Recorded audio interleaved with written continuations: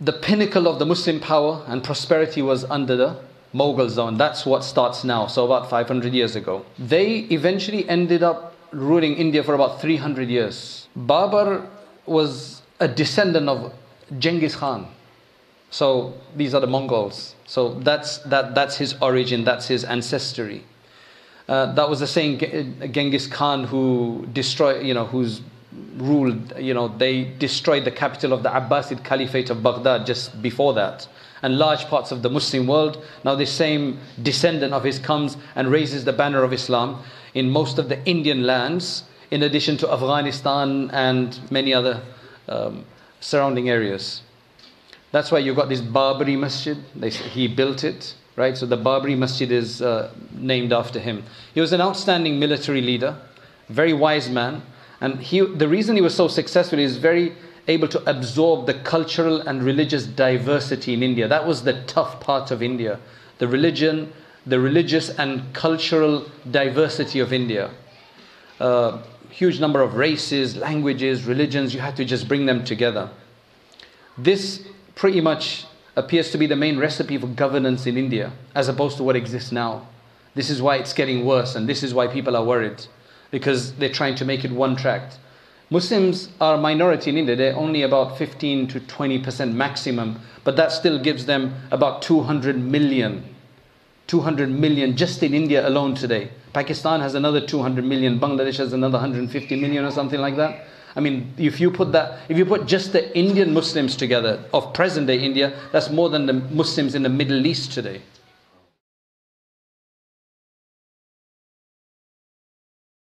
Alhamdulillah, alhamdulillah hamdan kathiran tayyiban mubarakan fih mubarakan alayh. كما يحب ربنا ويرضى جل جلاله وعم نواله والصلاة والسلام على سيد الحبيب المصطفى صلى الله تعالى عليه وعلى آله وصحبه وبارك وسلم تسليما كثيرا إلى يوم الدين أما بعد. قال الله تبارك وتعالى في القرآن المجيد والفرقان الحميد وأنتم الأعلون إن كنتم مؤمنين وقال تعالى والله متم نوره ولو كره الكافرون. Dear friends, this for me was actually a very interesting topic when it was broached to me. It's a great idea, I think, because I've always had an interest in the history of India. When I say India, I mean Indian subcontinent. So it's much greater than what is the India of today. And to understand how things have reached got to where it is. One thing you have to remember about the Indian subcontinent is that the people of the Indian subcontinent are travelers. They're very adventurous. They're very enterprising. How did that all come about? And today you see that there's Indians throughout the world. When I mean Indians and present-day Pakistanis and Bangladeshis and people from Burma, Myanmar, and even parts of Afghanistan. That's what I mean by the subcontinent. There's subcontinent people pretty much throughout the world wherever you go, right? What would that have been like? There's Muslims in all of these countries. In many countries, I mean, I've traveled to many countries in Africa, literally in Africa. If you travel to the Caribbean, and of course, many countries in the West and so on, you'll see many people from the subcontinent that have played major roles in a lot of these places. Now in 40 minutes it's going to be extremely difficult to contain a history of the subcontinent. It's going to be very, very difficult. Just one or two incidents would take you 40 minutes. So we're talking about a very, very large area. A very, very large area. Very large population. I think today the population of the subcontinent would be at least 1 billion of the whole subcontinent put together. It's got a very, very long and varied history. We're actually only going to start 1400 years ago, otherwise it's had a much, much longer history, obviously. And there's been many, many rulers and dynasties, many, many ruling systems down there. Of course, within all of that, many events, individuals, and stories that definitely deserve a mention, but limit of time, we're going to have to just suffice with a basic timeline, and then we'll try to zoom into certain specific events. Allah subhanahu wa ta'ala for assistance. We can't cover it all.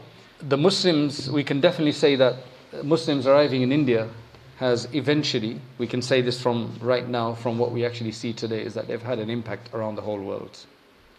How did that all begin?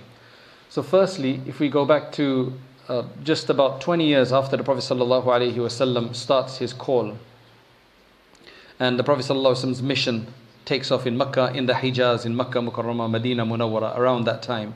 Just about around that time, and actually before that, you had Arab merchants that used to visit parts of India, especially the western coast, specifically Konkan, which is essentially just south of Bombay today, and north of Bombay, which is the Gujarat coast. So Bombay is kind of in Maharashtra, and above that starts the state of Gujarat, which continues all the way up towards Sindh in Pakistan.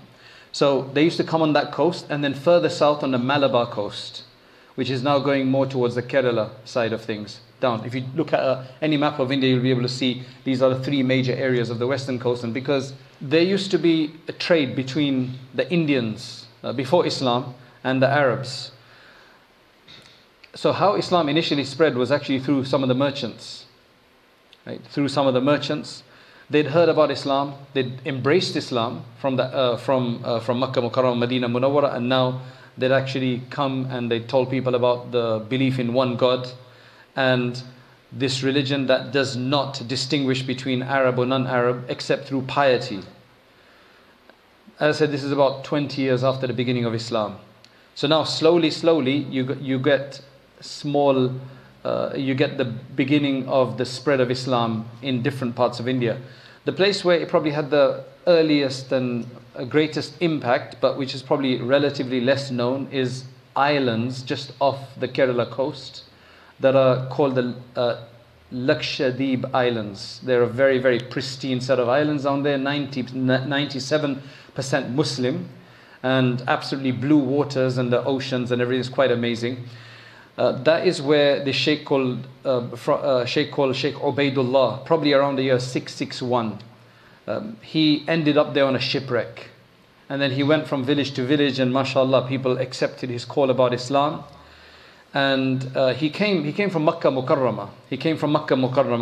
And there's stories about him seeing the Prophet ﷺ first in his dream, telling him to go to these lands. He ends up in this on this island or in this area which has multiple islands actually, and mashallah, people become Muslim there, and until now you got 97% which are Muslim at that time.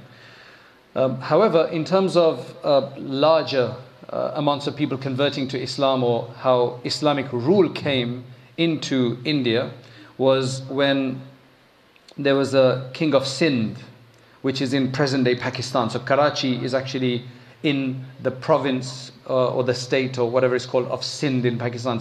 Pakistan has 4 major states, and one of them is called Sindh. That was ruled by obviously a non-Muslim at that time. What he did was he assaulted some Muslim merchants and captivated their women. And this was during the Umayyad times. This is when Hajjaj ibn Yusuf is the governor for Abdul Malik ibn Marwan and others. Right?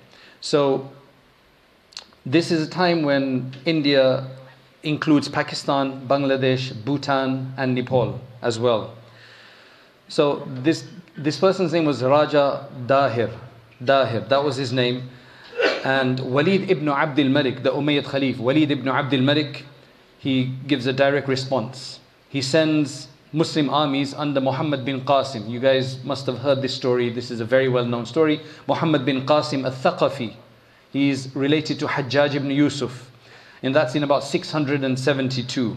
He manages to, at the age of 17 with an army, he manages to conquer Sindh, the Sindh area of Pakistan. That's why some of the earliest scholarships that have impacted Islamic scholarship, some of the earliest scholars, they're Sindhi scholars. You got scholars from the 2nd to 3rd century from Sindh, Muhaddithin, Abu Ma'shar al-Sindhi and many others, and you see their names. But it was only Sindh that was under Islamic rule at that time, not the rest of India. India, you have to remember, has multiple languages. We're talking about languages in the hundreds. According to one report I read, is over 800 languages. Right? That doesn't have to be full-blown languages, but definitely with lots of variation. It's got you go to many Arab countries and you see within that one country that the food is going to be the same wherever you go. In many countries, the food is the same wherever you go. There's not really much of a difference. You go to India, the food cuisine changes, from every 100 miles or something. SubhanAllah, even in Gujarat, the food is quite different in different areas. And then South India, North India, Kashmir is totally different. Bengal is different, Assam is different, and so on and so forth. We're talking about really lots of different peoples, ethnicities. The northern Indians and the southern Indians are actually a different people. Most of us who tend to be from northern India, we're considered to be Indo-Aryans. The southern Indians, they're considered to be Dravidians by ethnicity. They're totally different people. They're much more, us northern Indians tend to be more louder and a bit more, much louder, I would say. I've been to South India and the guy's arguing and I'm like, what? They're like very silent argument. I said, SubhanAllah, we're very, very different. So India has a variation of people, right, of various different ethnicities and so on. Anyway, then successive battles continue to take place between these Umayyads, and various Indian kingdoms, right? India was not always ruled by a single entity. There were various different kingdoms because everybody was so different. It's very difficult to get people together. So yeah, Muslims have been ruling India since then, but that doesn't mean all of India. I think there's been 2 or 3 instances where eventually it took over all of India, but there's been Islam in India for all of those years. Eventually what happened is that Muslims carved out some areas from western and northern India primarily. So northern India, Sindh, and then some parts of western India, but none resulted in a full Muslim empire in India yet. And then eventually with about 132 Hijri, that's when the Abbasids came to power, the Umayyads were deposed, and then after that many of the battles were stopped. Then the main person that comes in now is the Ghaznavids. Now, as the name suggests, Ghaznavids, they're from Ghazni. Now, Ghazni is in Afghanistan today. So you have the Ghaznavid state under the leadership of Sultan Mahmud al-Ghaznawi, very well known, right? He had in total about 17 campaigns. And eventually he received the title of Alexander II, right? Because of the amount that he, the kind of efforts that he managed to put out there. So the Ghaznavid state was founded in the city of Ghazni in 961. And it was founded by Al-Takin. So these are Turkic. In fact, if you look at the majority of the rulers that the Muslim world has had, they've been Turkic in origin. You've had Arabs, you've had the Abbasids and the Umayyads, the Fatimids, they've all been Arabs. Ayyubids have been Kurdish. However, if you look at the Samanids, if you look at the Ghaznavids, if you look at the Seljuks, the Mamluks, and there's been 3 different groups of Mamluks, 2 in Egypt and then 1 in India, which we're going to talk about. And then of course the Ottomans, they've all been Turkish. So you could probably say that the majority has been Turkic, not Turkish, Turkic, Turkish. Turkey is a new idea. They actually came from the steppes, and Turkey today was more, the land of the Crusaders and so on. That was taken over by the Seljuks first, and then the Ottomans consolidated the rest of it, right? And then we have what we have today. It's a very interesting idea. And then of course the Mughals, they're Turkic in origin. They came from the Farghana Valley, and they ruled probably the longest in the Indian subcontinent, and probably the most powerful Muslim rulers in India have been the Mughals. So the Ghaznavids is where it starts, and they took over. Their first battle for India was around in the 1000. So just, over 1,000 years ago. It was this by Mahmud Ghaznavi and so on. This was followed by about 16 campaigns, after which Islam spread more in North India, probably beyond Sindh, in North India. And eventually you could say the founding cornerstone for the consolidation of Islamic rule in the region that then extends to at least 8 centuries after that. Right? So after you have Sindh, this is the major role played here by the Ghaznavids to now lay foundation for Muslims to carry on from there. The Ghaznavid dynasty unfortunately did not survive very long. After the death of the greatest of their sultans, Mahmud of Ghazna, he died in 1030, right? So 30 years after the first millennium, the first millennium. Yes, that was the first millennium, and then eventually, actually, soon collapsed at the hands of the next dynasty, which is the Muslim Ghurids. So these are the Ghurids, who continue to expand the Islamic rule in India. They were descendants, now these were different, they were descendants of Afghan tribes, right? So the Afghans have played their parts in India as well. And they had entered into Islam around the 10th century anyway. And they initially were under the service of the Ghaznavids, but eventually they established their own state. It's happened a lot of times. And after the last Ghaznavids, they carried on into India as well. They stormed the plains of northern India. They were able to control a large area there. The most famous of the Ghurids now was Shihabuddin Muhammad al-Ghuri. Right? Unfortunately, their state as well didn't last very long. It ended with his death as well. However, the one thing they did was, during their time, they managed to provide a basis for what would eventually become known, and you have to remember this, the Sultanate of Delhi. The Delhi Sultanate, that's a really major part, because that's where a lot of things happen from. That was in 1206, so 200 years later. And then many dynasties followed the Ghurids, the first of which was the Mamluks. These aren't the Mamluks of Egypt and the Levant that are more well known, right? That had direct access or control and alliance with the Abbasids, right? That's a whole different history. The most prominent of these people, if you've been to India or you go to India, you will come in Delhi, you will see a famous landmark, which is the Qutub Minar. It's this very long tower. I've been there at least, I think, twice. And so that was built by Qutbuddin Aybak. Qutbuddin Aybak, one of the most prominent leaders. So he was actually a leader under, as I said, the Ghuri, Shihabuddin al-Ghuri. But after the fall of the Ghurid state, he established the Mamluk state in India. And that's when it became known as the Sultanate of Delhi. So Delhi there's been other areas of India, other cities like Lahore, and a few other towns that have been the center of Indian rule. Delhi was not necessarily the place where people ruled from.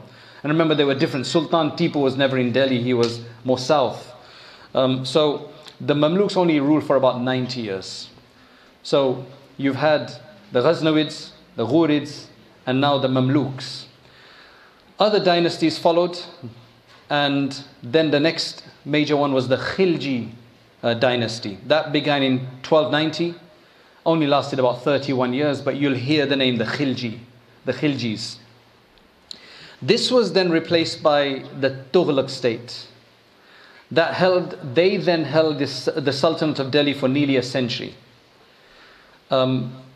They eventually managed to consolidate most of the area of present-day India, at least, as well as many of the neighboring countries today, which would include present-day Afghanistan and Pakistan, for example. However, just like every other state, the Tughlaq state also eventually withered out, and then there were more unrest in India.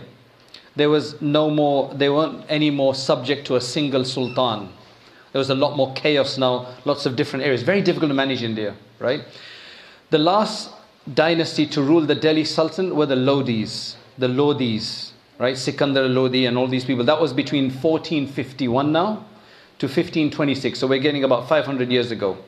Until eventually their state fell at the hands of the exceptional leader. Now this is where Zahiruddin Babar comes in. This is the start of the Mughals, the founder of the Mughal state in India. Where did he come from? He came from where the Farghana Valley in present-day Uzbekistan. The Farghana Valley is this amazing place. If you go to Uzbekistan, people don't usually, in their short excursions there, they don't usually go to the Farghana, but you should. Many scholars came from there, and that is also where the Mughals came from. Thus, the Delhi Sultanate, which had shone for about 320 years, that eventually declined, during which the region combined a unique blend of Indian and Islamic civilizations. Lots of architecture had flourished at that time, and so on. the pinnacle of the Muslim power and prosperity was under the Mughal zone. That's what starts now, so about 500 years ago. They eventually ended up ruling India for about 300 years. Right? Babur was a descendant of Genghis Khan. So these are the Mongols. So that's his origin, that's his ancestry. That was the same Genghis Khan who destroyed, who's ruled, they destroyed the capital of the Abbasid Caliphate of Baghdad just before that. And large parts of the Muslim world, now this same descendant of his comes and raises the banner of Islam in most of the Indian lands, in addition to Afghanistan and many other surrounding areas. That's why you got this Babri Masjid. He built it, right? So the Babri Masjid is named after him. He was an outstanding military leader, very wise man. And the reason he was so successful is very able to absorb the cultural and religious diversity in India. That was the tough part of India. The religion, the religious and cultural diversity of India. Huge number of races, languages, religions. You had to just bring them together. This pretty much appears to be the main recipe for governance in India, as opposed to what exists now. This is why it's getting worse, and this is why people are worried, because they're trying to make it one track. Muslims are a minority in India. They're only about 15 to 20% maximum, but that still gives them about 200 million.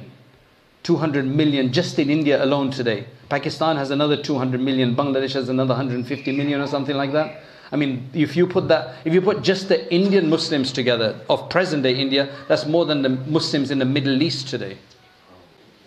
Right? If you don't count North Africa, you count the Middle East, the Gulf states and Syria and all these, there's more Muslims in India. That's 200 million. That's not a small number. But the majority have been Hindu all the time. The Muslims never ruled by the sword as such. Most of the conversions had been for different reasons. Most of it because of just the softness that they saw, the spirituality that they saw. And before, people would run away from Hinduism to Buddhism, because Buddhism didn't have a class system.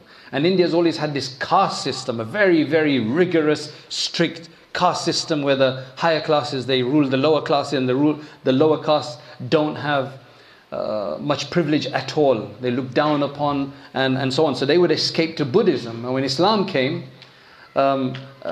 some people in some places, they like to say that in some countries which have Buddhism right now, they give India as an example that Muslims wiped out Buddhism. It wasn't some kind of aggressive wipeout. It's just that people no longer wanted Buddhism. They found Islam. It was just much more realistic for them and much more comprehensive for them. So people started to embrace Islam in that sense, for multiple other reasons as well. So Zahiruddin Babur is, as I said, 1530.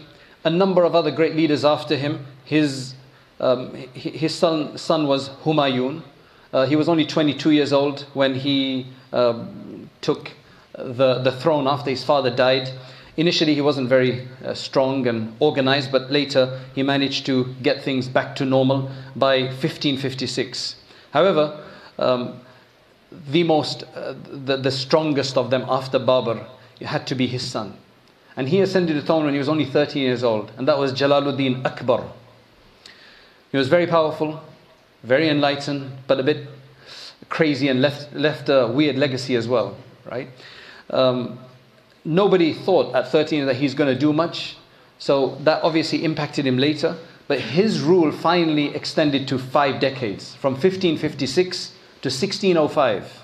So that's 5 decades he ruled for. He had a good amount of time. And his state expanded to eventually include Gujarat, Bengal, Kashmir, and Sindh, Kandahar in Afghanistan, and all of these areas. So now he has a huge scope there. And his forces moved to other areas and took other areas as well. The state really flourished under his time. He was able to really he even married non-Muslims. He, under what terms and conditions, there's lots of discussion about that. But he really tried to bring everybody together, and a bit too much, where he tried to eventually start a new deen called Deen Akbari or Deen Ilahi, the divine religion, where you had bits of Islam, bits of Hinduism.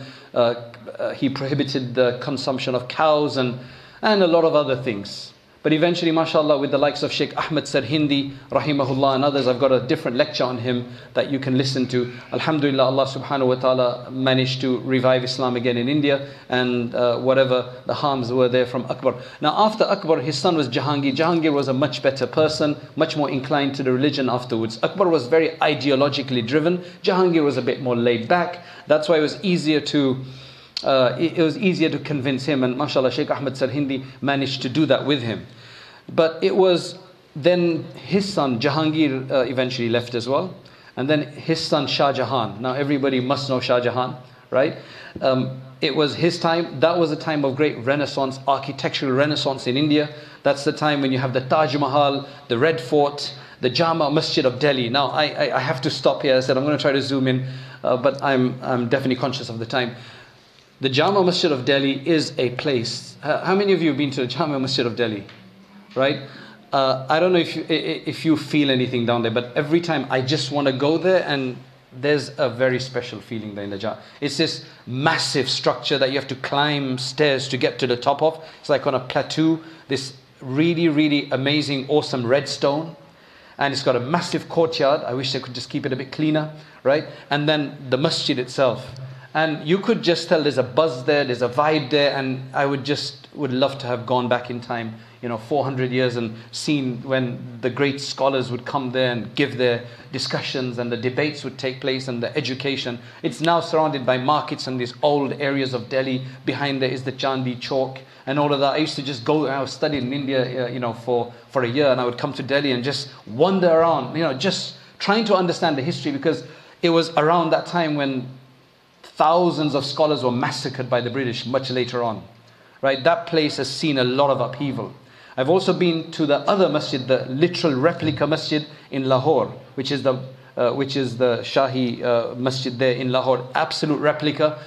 I just didn't get the same buzz in Lahore, right, as you get here in Delhi. Anyway, to get back to our history, the greatness of even the Muslim Mughals now could not last forever in India, and because the region had been coveted by the Europeans. Not just the British, but others as well. But the British have played the major part in here. So now starts the colonial era, which has led finally to where we are right now.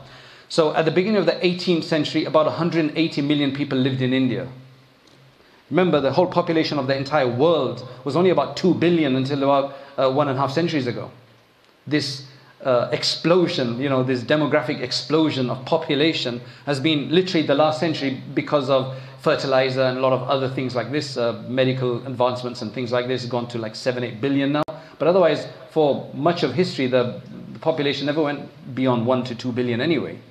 So 180 million people lived in India, making them nearly a fifth of the world's population. It was a powerhouse, right? India was a powerhouse. The problem was that this whole human force was divided, right? Especially by this time now, it was divided, and conflicting states, religion, ethnicity, sectarian, linguistic barriers caused issues, right? You can see that today as well. There's, just language change, and it causes barriers, intermarriage issues, and so on. Imagine then, Nevertheless, India was very, very rich, huge amount of resources, but because of this weakness and division, that is what was exploited. Fertile environment it created for the colonizers.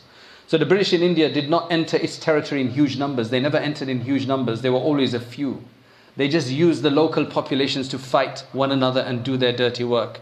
That was extremely strategic, what they did. And I can't go into the British East India Company, that's a whole history on its own. But essentially, they came in as business people. They got some rights to do business. But eventually, they started taking over land. And they just looked down upon the people. From 1757 and onwards, they basically routed the French, who also had interest. That's why you don't have French. You still have a bit of Portuguese influence on certain areas in India. But eventually they gained control first of Bengal. That's why if you go to Calcutta today, that's where you see the most historical British buildings, English buildings, heritage buildings. You see some in other areas, but I've seen the most in Calcutta today, which is the capital of Bengal, right? So in 1820, India had one of the largest armies of the world. About 350,000 men, but almost all of them Indian. The French did this with the Algerians. But the British did this with the Indians. If you go to Sandhurst today, not Sandhurst, Sandhurst. Is that right? The military academy. Yeah, the military academy, Sandhurst. You go to the passageways, you see many, the glasswork and everything, it's all Indian, it's all sepoys and all these Indian commanders and all that. I was like amazed because they played a huge role in the British Army. They were used by the British to do their work. So within 100 years, the British had controlled the entire Indian subcontinent, Myanmar and even briefly Afghanistan. And I can't go into the history. This is a history on its own of how the Muslims and the Hindus worked together on many occasions. Eventually they had to come together on certain occasions to try to get rid of the British, because the British eventually became very crazy after the revolt. There was a revolt, right? And there's many stories about how that came about. On one occasion they had introduced this new rifle called the Enfield rifle, which is much more powerful. And the cartridge in there was coated so that to protect it from the dryness. And this rumor went round that what you had to do with the cartridge, the army, the people who were using the rifles, they had to use their teeth to tear off the covering. And this rumor went round that that's made of either pork or cow grease or fat. That was, they were already being looked down upon, humiliated and disgraced and insulted and everything. And they just started a mutiny. They started a revolt after this. But there wasn't much success. They were not very organized and so on. So eventually the British really clamped down. They killed many people. Among them, the majority probably were the Muslims. Because the ulama, they were standing up for this. Thousands of ulama. According to one of the historians, he says that from the Chandi Chowk of Delhi to the Jama Masjid, not a tree was without the hanging corpse of a scholar. Massive trenches would be opened up and said, you need to say, and the ulama would be brought and say that you need to say you're not against the British or you're not part of the freedom movement. If they don't, you get killed. 1,000 madrasas in India, in Delhi alone, were wiped out. 1,000 madrasas in Delhi alone were wiped out. That's the whole reason why eventually the scholar said, and then they had the Christian missionaries come in and they started conversion. There were no Christians in India before. They started conversions en masse. Now the ulama, that's when they sat down and they decided we need to do something about it. So that's why they chose Deoband at that time to start the madrasa. So there were many movements. That wasn't the only madrasa. They started one there, 6 months later in Saharanpur, Moradabad, and about 5 other places. But Deoband became the most well known because they were the most politically active. Otherwise, Saharanpur had the greatest scholars at the time. More people from outside the country would come to Saharanpur to study. But Deoband became because they were part of the freedom movement. They were more so part of the freedom movement. They were activists, right? So the British, they took a lot of the wealth of the country and they caused them to kill each other. And so then eventually the whole state breaks up, and then eventually India is split into East and West Pakistan, and then Bangladesh, and all of these other countries. That's maybe for another time. But what I want to finish with today is the Muslim contributions to India in their 700 to 1,000 years of rule of some or all of India. This is very important. So this is what the Muslims have provided. Number one, the oneness of God, or the oneness of the Supreme God. Hindus believe in multiple deities.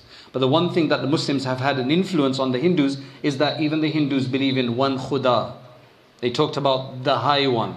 They might have other deities, but they still have this very reinforced belief that one is the highest.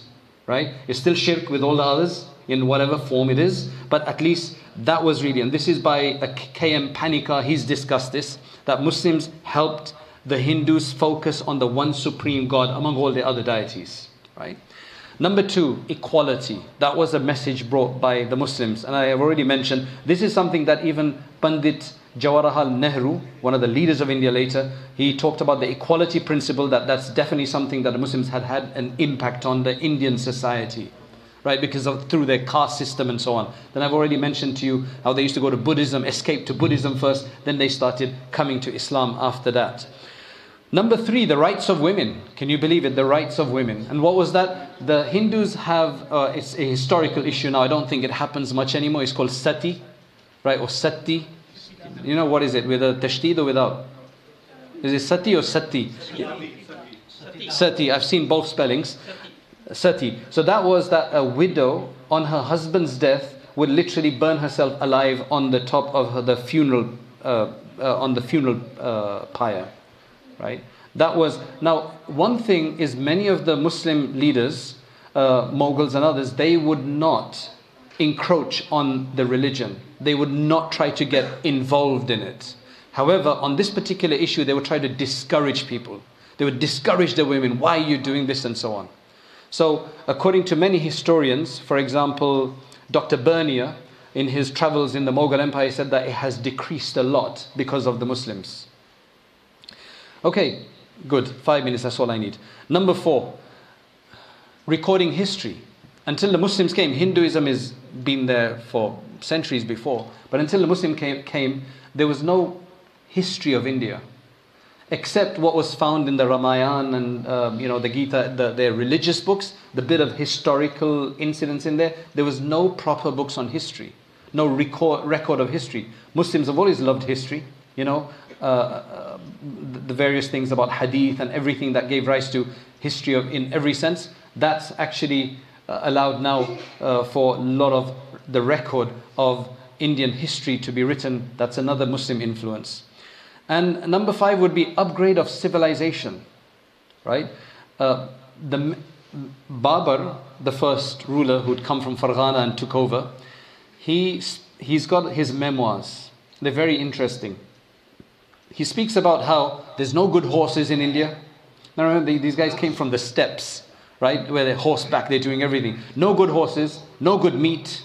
And believe me, the Uzbeks, they love their meat. Subhanallah, I've been there, they just love their meat. No good grapes, no good melons, no ice, no cold water, not many schools. Even their candles are primitive. He actually describes what kind of lamps they used to use.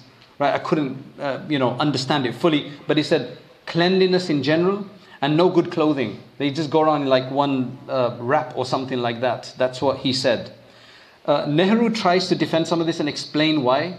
He says basically because of all of these incursions, especially North India. He said the South Indians were faring better at that time. This is talking about North India. It's probably because they had so much chaos that they literally stunted their creativity. Wallahu alam. Right. We could definitely say that about some of our Muslim countries. They're on the defensive, so they just can't produce much, which is a problem, right? The Mughals, they really developed the fruits of the country. A lot of the orchards and the fruits and the farming was really pushed by the Mughals. Sultan Mahmud ibn Muhammad Shah Gujarati is mentioned, right? He's known as Mahmud Bigara, right? He added a lot of masjids, madrasas, lodges for travelers, orchards, rivers, and lots of other buildings, so irrigation canals and so on. And of course the architecture. The Taj Mahal is generally what's shown, and it's not just Taj Mahal, there's lots of buildings around the country, right? Unfortunately, a lot of them aren't looked after now as well as they should be. It's a heritage that they have that they don't really look after. Some people want to actually take down the Taj Mahal as well, unfortunately. But Taj Mahal is amazing. And I've been there, but I was told by one of the sheikhs of the local madrasa that he was given a tour of that place by somebody who really knew the Taj Mahal. We saw the whole thing in about 1.5 hours. You can do it in 1 hour. But he said that he was given of that and the Delhi and the Red Fort of there. He says by half day, from morning time to half day, we'd only reached kind of halfway, because everything is symbolic. Why a certain verse is mentioned on a certain arch, there's reason behind all of that. And again, we can't get the zoom in all the time here because we don't have the time. Many roads and motorways were created in India by the Muslim rulers. One of the most well-known ones was laid down by Sher Shah Suri. And that is the one that stretches, and you guys from Bangladesh are going to have to help me out, from Sunargaon in Bangladesh. Where is that? Is that what you call it? Close to Dhaka. It's close to Dhaka. Sunargaon. Is that how you say it? Or is it Shunargaon? Yeah, Shunargaon, yeah. Okay, I better say it properly. Shunargaon, right? In Bangladesh to the Nilab in Sindh in Pakistan.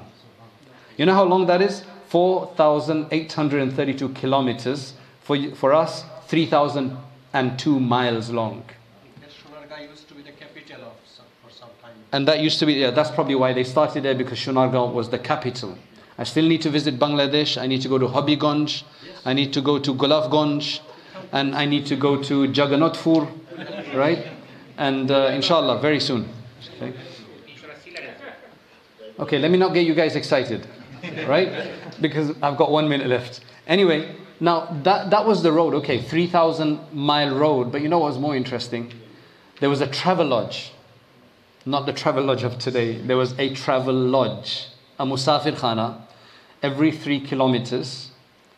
And each of them had, this is what the history says, I've not gone to check it out, a large pot for Muslims and one for Hindus. A masjid and a postal system with 2 horses on the ready to go from one stage to the next. It's an amazing system. They'd all created all of that. The Muslims have come in and they stayed there and they developed the country. They didn't come there from outside and take away the riches. All of them came to stay there, right? If you look at a lot of the reviews today, they say that they came and plundered, and where did they go? They stayed in India. They died in India, right? They died in India. They developed the country. They made it their home and they made it what it was, right? There's no way that you can, unfortunately, when you look online, I was checking, and when you look at, because of the current scene and so on, they try to discredit, they're trying to rewrite the history of this. But there you go. That's basically a snapshot, really. That's really just a snapshot. There's just so much more that we can discuss. May Allah subhanahu wa ta'ala bring about goodness and ascendancy, and especially for the believers and the Muslims. May Allah bring back goodness there, and stability there, and peace there. And for all of this, a lot of the time, they were lived in a lot of peace. May Allah bring that back. وآخر دعوانا أن الحمد لله رب العالمين. The point of a lecture is to encourage people to act, to get further, an inspiration, an encouragement, persuasion. The next step is to actually start learning seriously, to read books, to take on a subject of Islam and to understand all the subjects of Islam, at least at their basic level, so that we can become more aware of what our deen wants from us. And that's why we started Rayyan courses, so that you can actually take organized lectures on demand whenever you have free time. Especially, for example, the Islamic Essentials course that we have on there, the Islamic Essentials Certificate, which you take 20 short modules. And at the end of that, inshallah, you will have gotten the basics of most of the most important topics in Islam, and you'll feel a lot more confident. You don't have to leave lectures behind. You can continue to leave, to listen to lectures, but you need to have this more sustained study as well. Jazakallah khairan. Assalamu alaikum wa rahmatullahi wa barakatuh.